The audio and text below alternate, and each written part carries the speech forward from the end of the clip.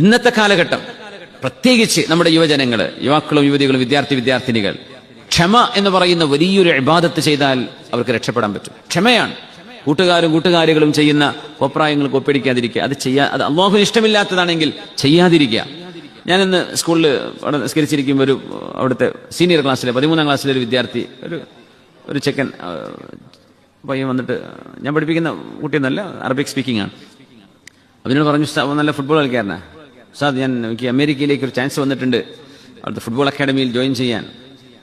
ഞാൻ ചോദിച്ചു എന്താ തീരുമാനം എന്ന് ചോദിച്ചു. ഞാൻ പോണ്ടേ, സാറിന്റെ അഭിപ്രായം എന്താണെന്ന് ചോദിച്ചു. ഞാൻ പറഞ്ഞു, ഉമർ, നിന്റെ ദീൻ നഷ്ടപ്പെടുന്ന ഒരവസ്ഥ അവിടെ ഉണ്ടെങ്കിൽ നീ അത് ചൂസ് ചെയ്യണ്ട. നിന്റെ ദീൻ സേഫ് ആണെങ്കിൽ നീ പോയിക്കോ.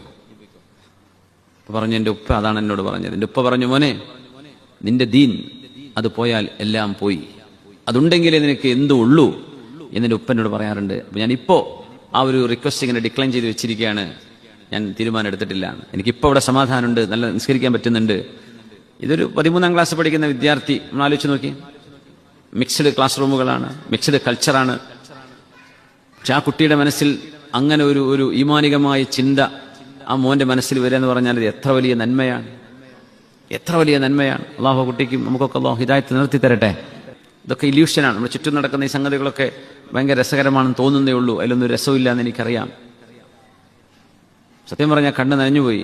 ആ ഒരു കുട്ടിയാണ് ഈ പറയുന്നത്. സുബ്ഹാനല്ലാഹ്, ഒരു 18-19 വയസ്സ് പ്രായമുള്ള ചെറുപ്പക്കാരനാണ് ഈ പറയുന്നത്.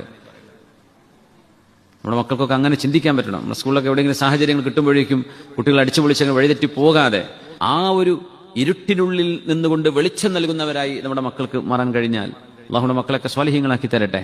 വസ്സബ്റു ദിയാ, ക്ഷമ എന്നത് അതൊരു പ്രഭയാണ്. കൂട്ടുകാർക്കിടയിൽ ഇങ്ങനെ ഇപ്പൊ 40 മിനിറ്റിന്റെ ബ്രേക്ക് ടൈമാണ്. ആ ബ്രേക്ക് ടൈമിൽ കുറേ കുട്ടികൾ നിസ്കരിക്കാൻ വരും. നമ്മളവരെ ഫോഴ്സ് ചെയ്യാൻ പറ്റില്ല. ഇന്റർനാഷണൽ ഒരു സിസ്റ്റത്തിലാവുന്നത് കൊണ്ട് നമ്മളവരെ എൻകറേജ് ചെയ്യും. അങ്ങനെ സ്ഥിരം നിസ്കരിക്കാൻ വരുന്ന കുറച്ച് കുട്ടികളുണ്ട്. അപ്പോൾ അതിൽപ്പെട്ട മോനാണ് ഈ മോന്. ചുറ്റുവട്ടത്തും കുറെ ഹാങ് ഔട്ട്സ് കാണാം.